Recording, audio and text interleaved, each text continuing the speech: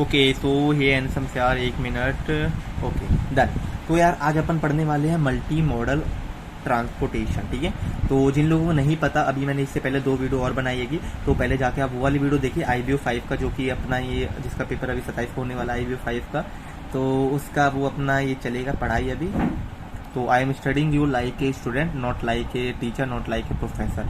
तो मैं उतना बता सकता हूँ जितना मेरे को समझ आ रहा है, उतना बता सकता हूँ जितना आप लोग समझ जाएंगे। कुछ फालतू का बताने वाला, कुछ इंपॉर्टेंट क्वेश्चन इस वीडियो में आज आप मैंने कवर कर चुका हूँ वैसे भी लास्ट के 2 पार्ट्स में, जो कि आप पहले भी जाके देख सकते हैं। लिंक आपको मिल जाएगा डिस्क्रिप्शन बॉक्स, ठीक है। तो वो जाके आप वो दोनों वीडियोज देख लेना है। थर्ड में आता हूँ multi model transportation. Multi model transportation as a name is defined, नाम ही से ही पता चल रहा है। हिंदी में भी लिख सकते हैं, इंग्लिश में भी लिख सकते हैं। तो चलिए अभी अपन पढ़ाएंगे 1 मिनट। तो लेट्स स्टार्ट द वीडियो। तो यार मल्टी मॉडल ट्रांसपोर्टेशन होता क्या है? एक ट्रांसपोर्टेशन में जो भी एक जगह से दूसरी जगह माल पहुंचाने में एक से ज़्यादा, याद रखना, एक से ज़्यादा गाड़ी का यूज़ हो रहा है। बाय रेल हो, बाय एयर हो, बाय रोड हो, और बाय शिप हो, बाय वाटर हो, ठीक है, बाय ओशन। तो फिर जो बाय सी, ठीक है, जो भी इनमें एक से ज़्यादा, जैसे कि रेल भी लग रहा है और रोड भी लग रहा है, दोनों लग रहा है, तो ये एक से ज़्यादा हो गए ना, तो फिर ये होता है मल्टी मॉडल ट्रांसपोर्टेशन। इसका जैसे हम पढ़ सकते हैं, a type of transport involve more than one, ठीक है, मोर देन वन मोड, तो फिर ये होता है multi model transportation. Combination of 2 और more transportation like rail, road, air and sea, इनमें से कोई से भी 2 या कोई से भी 3 या चारों ही हो जाए बेशक मेरी तरफ से, ठीक है। दिल्ली से निकल रहा हूँ, बाय रोड से रेलवे स्टेशन नई दिल्ली में पहुंचा, नई दिल्ली से फिर नई दिल्ली नहीं, पहले इंदिरा गांधी एयरपोर्ट से मैंने पहुंचाया कहीं पे, फिर वहां से फिर सी के रास्ते होते हुए वो गया एक जगह पे। तो चारों पॉइंट लगे, तो ये आ गया मल्टी मॉडल ट्रांसपोर्टेशन, ठीक है, डन। अभी इसके कुछ एडवांटेज क्या होते हैं? एडवांटेज ये होता है कि देखिए, वैसे तो इसमें चारों पार्ट लग रहे हैं, लेकिन अब हम अपने हिसाब से भी तो चूज कर सकते हैं ना। हम चाहे तो रोड और रेल ले ले, इसको ना लेते हो एयर और सी को लेते हो ना लेते हो, हम चाहे तो रोड और रेल भी ले सकते हैं, हमारी मर्जी है, हम जौन सा मर्जी ले सके जो अपने को कम्पैक्ट लगे, जिससे काम हो जाए इजीली, ठीक है। तो फिर वो हम ले जाएंगे, जिससे कि कॉस्ट भी इसकी रिड्यूस हो जाएगी, रिड्यूस कॉस्ट हो जाएगी, ठीक है। ओके, रिड्यूस कंजेशन कुछ ज़्यादा, जैसे कि पहले मैंने कुछ पार्ट में, आप लास्ट की वो वीडियो जरूर जाके देखना, पहले पार्ट 1 और 2 देखना है, एंड देन ये 3 पार्ट देखना। पहले ही बता रहा हूँ क्योंकि ये मैंने कुछ जो पढ़ा रहा हूँ उसमें मैंने लास्ट वीडियो से ही रिलेटेड है, ठीक है। तो कंजेशन की जैसे मैंने उसमें बताई थी कि शिप्स में शायद कंजेशन की बहुत ही प्रॉब्लम होती है, इंडिया में इतने ज़्यादातर वो नहीं है, इंडिया में कुछ ज़्यादा इस पर ध्यान नहीं है। शिप की जो कंजेशन होती है, जो भी ट्रैफिक वगैरह लग जाता है, तो वो कम हो जाएगा, क्योंकि कई सारे अपने मोड आएंगे, अपन जो मर्जी चूज़ कर सकते हैं। कॉस्ट रिड्यूस होएगी, कस्टम कॉस्ट रहेगी, स्मगलिंग वगैरह कंट्रोल रहेगा। स्मगलिंग क्या समझ सकते हैं ना, माल के, इसमें चाहे एयर जाएंगे तो देख रेख कम रहेगी, क्योंकि हम इसमें अपनी निगरानी से अच्छे से देख सकते हैं। एंड फिर the price cost, reduce the price cost, वही है, सेकंड टाइम भी वही है, टाइम भी बचेगा, ट्रांसपोर्टेशन ज़्यादा रिस्की भी नहीं रहेगा, लॉस ऑफ थीफ, ज़्यादा चोरी वोरी भी नहीं होगा, ठीक है। तो ये कुछ एडवांटेजेस थे मल्टी मॉडल ट्रांसपोर्टेशन के, ठीक है। अब इसको कुछ डिसएडवांटेज भी आएंगे। Required high security. अब गाइस, क्योंकि अपना माल जा रहा है, एक से इधर भी जा रहा है एंड उधर भी जा रहा है, तो इसमें कुछ सिक्योरिटी की हमें कुछ ज़्यादा करेंगे, डॉक्यूमेंटेशन भी ज़्यादा करनी पड़ेगी। पहले तो रोड का भी डॉक्यूमेंट लगाओ, फिर रेल का भी लगाओ, फिर एयर का भी लगाओ, फिर सी का भी लगाओ, जहाज़ का भी, तो डॉक्यूमेंटेशन का ज़्यादा लगेगा, भाई ज़्यादा झंझट वाली बात आएगी। रिक्वायर्ड हाई सिक्योरिटी भी, ऐसे तो कुछ ज़्यादा हाई सिक्योरिटी वाला कुछ मेरे को लगता नहीं है कोई बड़ा टॉपिक है, बट फिर भी डिसएडवांटेज एक टाइप का रहेगा। दो से ज़्यादा ट्रांसपोर्टेशन मल्टी, ठीक है, कुछ ज़्यादा बड़ी बात नहीं है। अब आता है इंटर मॉडल ट्रांसपोर्ट। तो भाई अभी हमने पढ़ा कि मल्टी मॉडल, अब आता है इंटर मॉडल। तो इंटर मॉडल एक, जैसे मैं बताता हूँ, इंटर मॉडल में प्रोफेशनल से काम करवाया जाता है। जैसे कि अभी जो मल्टी मॉडल था ना, तो इसमें अपन ये इस पे चूज़ कर सकते थे कि इसमें अभी क्या मैंने बोल रहा हूँ, ठीक है। मल्टी मॉडल जो है कि इसमें हम रेल, रोड, एयर और सी, इनमें से कुछ भी चूज़ कर सकते थे। अब इंटर मॉडल में होता है कि हम ज़्यादातर इसमें अपन काम करवाते किन बंदों से? प्रोफेशनल वालों से। तो फिर जो इसका दिल्ली की तरफ से जो मालगाड़ियाँ चलती है ज़्यादातर, तो अपन उनसे काम करवाएंगे। इंटर मॉडल ट्रांसपोर्ट, ये मैं बस एक एग्जांपल दे रहा हूँ, a type of example that you can easily mind it, that you can easily learn from my example. तो ठीक है, बस एक मैं एग्जांपल देने की आपको कोशिश कर रहा हूँ कि, तो चलिए पहले मैं समझा देता हूँ। Inter modal transport, separate contract of a journey, इसके अंदर, ठीक है, मोर than one responsible entity for the successful delivery of the cargo. Transportation में प्रोफेशनल से ही ट्रांसपोर्ट करवाना, मैंने कुछ हिंदी में भी लिखा है, जैसे कि बाय रोड मेरे को ट्रांसपोर्टेशन करवाने मल्टी मॉडल में, ठीक है। तो मैं बाय रोड में भी उन बंदों को दूंगा जो ज़्यादातर इसका ठेका वगैरह उठाते रहते हैं, जिसमें मेरे को ज़्यादातर अपने माल की चिंता ना रहे, उसकी सिक्योरिटी के इशू वगैरह की दिक्कत ना रहे, ठीक है। उनका डेली का काम रहता है, उनको मैं दे दूंगा, ले भाई तू कर। जैसे कि बंदे टूर पैकेजिंग खुद जाने की बजाय एक टूर ट्रैवल एजेंट कंपनी से ले लेते हैं ना, उस टाइप का एक आप समझ सकते हैं, just for a handsome example, ठीक है। रेलवे प्रोफेशनल को देना चाहिए, वही बात है कि रेलवे वाला मालगाड़ी वाला मैंने बता दिया। फिर आता है warehousing. Guys warehousing उन गोडाउन को कहते हैं स्टोरिंग गुड्स स्टोर करने के लिए। अब जैसे कि मेरा रेल से माल जा रहा है, रेल से ट्रेन से तो उतर जाएगा, ट्रेन से क्या प्लेटफॉर्म पे तो नहीं रखूंगा, हर जगह के ट्रांसपोर्टेशन लॉजिस्टिक्स को ही ट्रांसपोर्टेशन, वही शिपिंग वगैरह यही सब इसी के अंडर आता है, ठीक है। इंटरनेशनल मार्केटिंग लॉजिस्टिक जो कि IBO 5 हैगा, वही आज हम पढ़ रहे हैं। तो वेयर हाउसिंग में जो भी लॉजिस्टिक्स का जो भी अपना ट्रेन से माल उतर रहा है ना प्लेटफॉर्म पे, तो वो कहाँ पर जाएगा, ठीक है। वो उसके लिए गोडाउन रहता है हर एक पोर्ट के आसपास ही, एकदम नियर बाई प्लेस में, कि जहाँ से ईजिली हो जाए। एंड वो एक वेयर हाउसिंग का इस गोडाउन कैसा होना चाहिए, सबसे पहले आप मेरे को बताओ, ठीक है। सबसे पहले ना क्वेश्चन पढ़ के थोड़ा माइंड अपना लगाओ, एंड फिर क्वेश्चन पढ़ोगे ना easily you can understand. Okay, तो वही है कि गोडाउन एक ऐसा होना चाहिए जो कि जिससे कि माल को ज़्यादा कुछ नुकसान वगैरह ना रहे, माल उससे अच्छे से प्रोटेक्ट में रहे, वही बात है कि। फिर आएगा types of warehousing, public warehousing, private warehousing, cooperative warehousing and distribution centre. Public warehousing वही है कि सबके लिए आएगा, कोई भी आओ पैसा दे के अपना माल रख के जाओ और निकल जाओ। प्राइवेट वेयर हाउसिंग होता है एक खुद की एक कंपनी का आएगा, जैसे कि मान लो मेरी बहुत बड़ी कंपनी है कि अब मैं जाके पब्लिक वालों में तो मैं रखूंगा नहीं, ठीक है। तो फिर मैं अपने ही खुद का एक, मैं अपना ये क्या कहते हैं, अपना एक वेयर हाउसिंग ही खोल लूँगा। मेरा माल आएगा जब भी उतरेगा तो मैं उस अपने मेले में ही रखूँगा, वो मेरा खुद का आएगा। तो वही है इसमें ऑन बाय, पब्लिक वाला आएगा on by state, rented on businessman को दे देता है ये कि आजा भाई तू रख। एंड प्राइवेट आएगा ऑन बाय ए सिंगल और इंडिविजुअल और सोलो फर्म, जिसमें कि वो अपना खुद ही यूज़ करता है। फिर आता है कोऑपरेटिव, ये होता तो ये जॉइंट होता है दोनों का, होता तो सरकारी है पब्लिक है, लेकिन वो कुछ टाइम के लिए एक प्राइवेट को वो दे देती है, ठीक है, एक रेस्टेड टाइम के लिए। Private businessman own by jointly by rented on private businessman, ठीक है। फिर आता है डिस्ट्रीब्यूशन सेंटर। डिस्ट्रीब्यूशन सेंटर वही है थोड़े बहुत इधर से उधर थोड़े कुछ टाइम के लिए होता है, ये कुछ ज़्यादा वैसा नहीं है। तो इसमें सबसे पहले तो ये देखेंगे कि वेयर हाउसिंग में चलिए छोड़िए यार, उतना ही स्टॉक आना चाहिए। Economic order quantity. अब नेक्स्ट टॉपिक आता है हमारा इकोनॉमिक ऑर्डर क्वांटिटी। तो यार एक उसमें क्या कहते हैं, एक बिजनेस में एक फॉर्म में कितना स्टॉक अपन रखी जाए कि ज़्यादा स्टॉक की वेस्टेज वगैरह ना हो, ठीक है। तो वही अपन इसमें पढ़ेंगे इन क्या है इकोनॉमिक ऑर्डर क्वांटिटी, ठीक है। तो EOQ ये हमने उसमें भी पढ़ा था, किसमें पढ़ा था EOQ, उसमें पढ़ा था ना यार, क्या कहते हैं उसको, इकोनॉमिक में ही पढ़ा था, सॉरी मैं भूल गया। इकोनॉमिक में ही पढ़ा था कि कितना माल अपना रखना ही चाहिए कि जब माल की ज़रूरत होगी तब यूज़ भी हो जाए और ज़्यादा अपन वेस्ट भी ना रखे। तो फिर वही है कि स्टॉक परचेसिंग बाय कंपनी, ध्यान से सुना, stock purchasing by company to minimise the inventory cost. एक कंपनी इतना स्टॉक परचेज कर रही है कि उसका इन्वेंट्री कॉस्ट ज़्यादा वो ना जाए, स्टोरेज वगैरह की ज़्यादा दिक्कत ना रहे, ज़्यादा शॉर्टेज भी ना पड़े, यानी कमी ना पड़े माल प्रोडक्ट बनाने की, एंड कुछ वो भी ना मिनिमाइज वगैरह ना हो। वही बात है कि अब इसका कुछ एक फॉर्मूला है, वैसे ये तो न्यूमेरिकल्स में होता है, आता नहीं है, बट फिर भी हम पढ़ते हैं। EOQ equal to √2DS upon H। EOQ √2DS upon H। D इधर आता है डिमांड, S आता है इधर ऑर्डर कॉस्ट, एंड H आता है इधर होल्डिंग कॉस्ट, ठीक है। बस अभी बस खत्म होने वाला है, ज़्यादा कुछ बड़ी बात नहीं है, थोड़ा सा और पढ़ लीजिए। अभी इधर EOQ के गाइस बेनिफिट्स क्या होते हैं। EOQ अभी अपन अगर एक कंपनी उतना ही माल खरीद रही है जितना उसको चाहिए, तो क्या होता है उसकी वेस्टेज वगैरह नहीं होगी, टाइम टू टाइम उसको सामान अपना मिल रहेगा। तो जो उसकी वेयर हाउसिंग जो स्टोरेज की जगह होगी वो भी ज़्यादा घिरेगी नहीं, झंझट वाला कुछ काम नहीं रहेगा।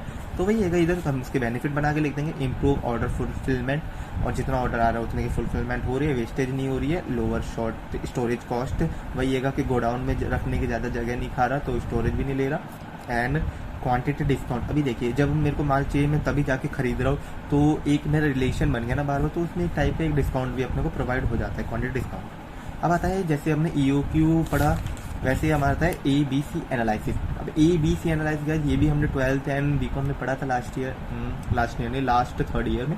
ए बी सी, हम जो भी हमारा गुड्स रहता है एक कंपनी में उसको हम 3 कैटेगरी में बांट देते हैं। जो भी कुछ बहुत ही ज़्यादा यूज़ होने वाला स्टॉक रहता है वो आता है ए कैटेगरी में, जो भी उससे थोड़ा सा कम यूज़ होने वाला होता है वो आता है बी कैटेगरी में, और बहुत ही टुच्चे मुच्चे छोटे मोटे सामान जिनका कंपनी में तो है, उनका काम भी है लेकिन वो ज़्यादा वो बड़ी बात नहीं है कि उनका, तो वो आता है टाइप सी में। तो as you can see here A B and here C, category सी।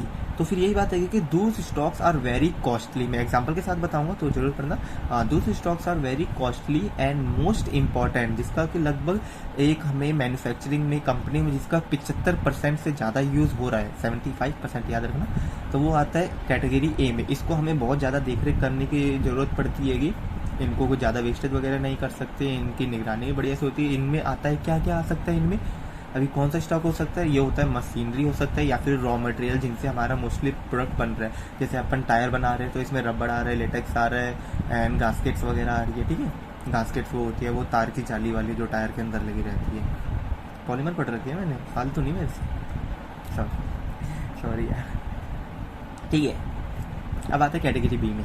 अब आते हैं कैटेगरी बी में, those stocks are moderate value, जिसका मॉडरेट वैल्यू यानी कि कुछ ज़्यादा महंगी भी चीज़ नहीं है, जिनका केवल नॉर्मल 20-25% यूज़ हो रहेगा कंपनी में। ये लाइक कुछ स्मॉल टूल्स वगैरह हो जाते हैं, इसका कुछ इसको हमने ज़्यादा कंट्रोल करने की भी जरूरत नहीं होती, नॉर्मल आएगा यार, ठीक ठाक है। अब आता है कैटेगरी सी में, ABC एनालिसिस देख रहे हैं कि इन्वेंट्री कंट्रोल का, इन्वेंट्री को अपन कैसे कंट्रोल करेंगे तो ज़्यादा वेस्टेज वगैरह ना आ रहा है। जैसे कि हमने अभी EOQ में देखा था ना कि किस तरह का माल अभी अपन रखेंगे EOQ में, तो वही बात है कि इधर ABC एनालिसिस के द्वारा अपन ABC ज़्यादा महत्वपूर्ण, कम महत्वपूर्ण, फिर टुच्च मुच्चू चीज़ें। तो अभी इधर सी में आ जाता है वेरी चीप स्टॉक। जैसे कि अपन एक फैक्ट्री में देखिए, कुछ भी कंपनी है, हमारी पेन पेंसिल की जरूरत तो हर कंपनी में पड़ेगी, ये जरूरत तो पड़ रही है, लेकिन गाइस ये कुछ ज़्यादा वैसी बहुत ही चीप चीज़ है। तो ये आता है टाइप सी में, very cheap stock do not require control, like stationery का सामान होता है, पेन पेपर पेंसिल कॉपी, ये सब एक्स्ट्रा कार्बन वगैरह। अब आता है guys just in time.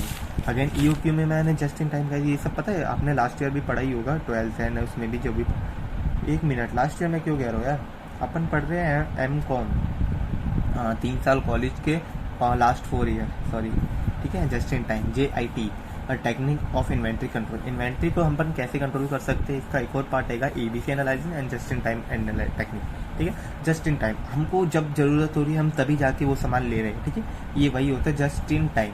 Goods are order only when they are needed, good को हम तभी ऑर्डर कर रहे हैं, जैसे कि मेरे पास अभी माल आया है कि तुम 1000 टायर बनाओ, 1000 टायर का ऑर्डर आ गया, तो मैं तभी जाकर वो 1000 टायर के लिए लेटेक्स वगैरह खरीदूंगा, 1000 टायर का रॉ मटेरियल खरीदूंगा। तो यही होता है कि goods are order only when they are needed, जब उसकी जरूरत होगी तभी जाके खरीदो, जस्ट इन टाइम, जब समय के साथ ही जाके खरीद लो।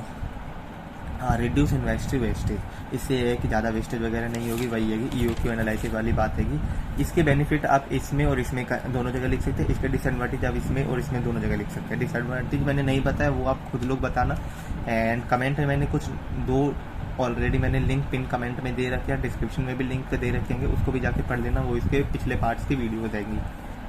IO इंटरनेशनल लॉजिस्टिक और इंटरनेशनल मार्केटिंग लॉजिस्टिक्स के 2 पार्ट हैं last.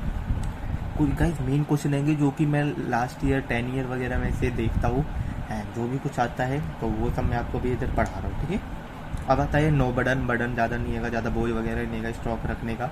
No money wastage, money पहले ही खरीद के रख लो और मान लो यूज़ ना हो तो मनी वेस्टेज हो गया ना, तो वही बात है कि इसमें मनी वेस्टेज नहीं होगा। नो स्टोरेज इशू, स्टोरेज करने की गाइस सबसे बड़ी दिक्कत होती है कि कई कंपनी में मैंने खुद पर्सनली देखा है कि माल आ जाता है लेकिन गाइस रखने की जगह नहीं होती। मेरे घर में आप देखेंगे ना कबाड़ भर रखा है मेरा घर माल नहीं है फिर भी। अभी आता है एयर ट्रांसपोर्ट हैंडलिंग प्रॉब्लम। अभी गाइस एयर जो कार्गो होते हैं, अभी तक मैं आपको बता रहा था ship cargo, rail cargo, road cargo, ठीक है, और कार्गो की बोल रहा है sorry, by rail, by road and ships by cargo. Cargo होता है वही जहाज वगैरह, ठीक है।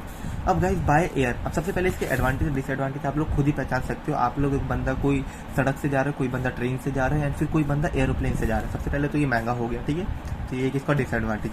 अब इसका एडवांटेज क्या होगा कि ये गाइस हमको टाइम पे पहुंचा रहा है। एयर ट्रांसपोर्ट हैंडलिंग प्रॉब्लम, इसके हम प्रॉब्लम्स के बारे में देख रहे हैं, लेकिन मैं साथ के साथ आपको एडवांटेजेस भी बता दे रहा हूँ। तो वही है कि एयर ट्रांसपोर्ट में गाइस हमारे साथ तो टाइमली तो जा रहा है, लेकिन गाइस महंगा भी है बहुत, ठीक है, कॉस्टली है, हाई कॉस्ट ऑफ फ्यूल। अब एयर से जा रहा है तो इसका फ्यूल का भी कॉस्ट होगा। अब इसकी सर्विस की भी देखनी होगी क्योंकि कहीं ये एरोप्लेन है, इसको हमेशा सर्विस देखने, क्योंकि हवा में उड़ेगा, सड़क पे नहीं चल रहा है कि टायर पंचर हो गया तो थोड़ी देर रोक लो, जैक लगा के बदल लो, ठीक है, ये हवा में चल रहेगा तो इसकी सर्विसिंग भी देखनी पड़ेगी, मेंटेनेंस इसकी रखनी पड़ेगी कि कोई कमी वगैरह ना हो जाए। एंड कंपटीशन भी बहुत हैगा इसमें एयर में। जैसे जो रेलवे की जो मालगाड़ी होती है ना, ऐसे ही होती है एयर की, ठीक है। अब रहता है कि कंजेशन है ऑफ एयरपोर्ट्स। कंजेशन की तो हर जगह प्रॉब्लम है, ये एयरपोर्ट्स भी नहीं है। अभी लाइक इधर हुआ था कोलकाता में, जो एयरपोर्ट्स के ऊपर जो 11 फ्लाइट्स को लैंडिंग की जगह नहीं मिली थी, जगह तो मिली थी बट उसमें हुआ क्या था कि वो हो गया था, एयर वगैरह का कुछ दिक्कत था, हवा ढंग से आ रही थी ना, हवा सही से चल नहीं रही थी, तो फिर वो डगमगा जाता है बलून्स पे। तो वही है कि वो तो वैसी बात है, बट होता है लाइक उस वाली मूवी, उड़ान मूवी में था ना, एयरपोर्ट रखने की वो कंजेशन होता है कार्गो एयरप्लेन्स के लिए मोस्टली, क्योंकि आई नॉर्मल जो एयरप्लेन से जो होता है, बट कार्गो वालों के लिए, जो मालगाड़ी वाले होते हैं ना, उनके लिए लैक ऑफ क्वालिफाइड पायलट देख सकते हैं। मैंने आपको पार्ट 1 में एक बात बताई थी, क्वालिफाइड नहीं मिलते हैं, जैसा इसमें जिक्र भी हो चुका है। पार्ट 1 में जब आप देखेंगे ना, तो कई बंदों ने बोला कि यार पायलट पढ़े लिखे मिल जाते हैं, ऐसी कोई बात नहीं की, बट गाइस हर जगह ऐसी वाली बात नहीं, मिलते हैं, बिल्कुल मिलते हैं, बट उनकी कमी है कि मैंने इधर बोला लैक नॉट नॉन नहीं बोला मैंने, इसमें लैक बोला, लैक, ठीक है, हाँ, lack of technical manpower and to handle the cargo. तो यार फाइनली हमने IBO 1 तो पढ़ लिया है एंड अभी पढ़ देंगे अपन, ओके। तो यार फाइनली हमने पढ़ तो लिया है IBO 1 नहीं, मैंने अभी IBO 1 बोला था ना, माइंड भी, ठीक है। तो IBO 5 अभी हमने पढ़ाएगा। अभी इसको चलिए इतना जितना मैंने पढ़ा दिया है, एंड अपने असाइनमेंट भी अगर आपने दिएगा तो आप इजीली इतने से पास हो सकते हैं, कोई ज़्यादा बड़ी बात नहीं आएगी। तो पढ़ कीजिए, पर डे नहीं था, इसके बाद 29 रहेगा, फिर 1, 2, 3 एंड 5, फिर गुजरात जाएंगे, नहीं जा पाएंगे, छोड़। ओके, तो इतना तो अब मैंने पढ़ा दिया है, मैंने पता है आपको वो सब पढ़ाया है जो कि मेरे को लगा, जो कि मैंने कुछ नोट्स बनाए थे लास्ट 2 डेज में, जैसे आप में डेट वगैरह भी देख लीजिए, तो उसी में ही मैंने आपको पढ़ाया है माइनक्राफ्ट। यही कॉपी मेरी कब से चली आ रही है कि पता नहीं, ठीक है। तो यार यही सब बात है कि चलिए, hope you guys enjoy this video, like कर देना अगर आपको वीडियो पसंद आएगी, और लेंसेज लॉ वगैरह जिसकी मैंने इसमें पढ़ा था। चलिए, कभी आपको क्या सोचा है कि मैं कुछ ये सब भी आपको पढ़ा दूँ, तो गाइस जो भी कुछ मैंने ये पढ़ा है ना, मैं आपको बहुत ही ईजिली वे में आपको समझा सकता हूँ, ऐसा मेरे को लगता है। इलेक्ट्रोमैग्नेटिक इंट्रोडक्शन, ठीक है, बहुत सारी चीज़ें। तो बस आप लाइक कर दीजिए और जाना हो तो चले जाइए, वीडियो को स्किप कर दीजिए, तीनों पार्ट जरूर देख लेना, आपको बहुत ही ज़्यादा काम आएगी। And construction of 3 phase indicator, like पता है इस वाले एग्ज़ाम में मैंने यही बना रहा था, तभी मेरा एग्ज़ाम टीचर ने छीन लिया, क्योंकि मैं चीटिंग करता हुआ पकड़ा गया था, टीचर छीन लिया, काटने लग गया था, मेरे आस पेस हुए बह गए थे। थोड़ा सा रोने का ड्रामा करा, मिल गया। जब मास्टर जब भी पकड़ लेना, IM देख सकते हैं, इंटरनेशनल इंडस्ट्रियल मैनेजमेंट, अभी ये भी जब मैं पढ़ूंगा ना तभी आपको पढ़ाऊँगा, इसका देख सकते हैं आप। एक बार डेट देखिए पहले, क्या डेट आ रहा है, February 13 February 2019 वेडनेसडे, उस टाइम पे मैंने पढ़ा था, मैंने पहले बता चुका हूँ, मैं I already done my polymer technology from GNDIT, 1 and only college in Delhi, तो भी आई मैंने पढ़ चुका ऑलरेडी। तो इसके बारे में जो भी कुछ आपको बेसिक हो सके तो पढ़ा सकता हूँ शायद मैं। तो भी guys enjoy this video, like कर देना, really enjoy this video, and what is this return, comment करके जरूर बताने कि क्या लिखा है। तो चलिए, finally done, good luck Hrithik.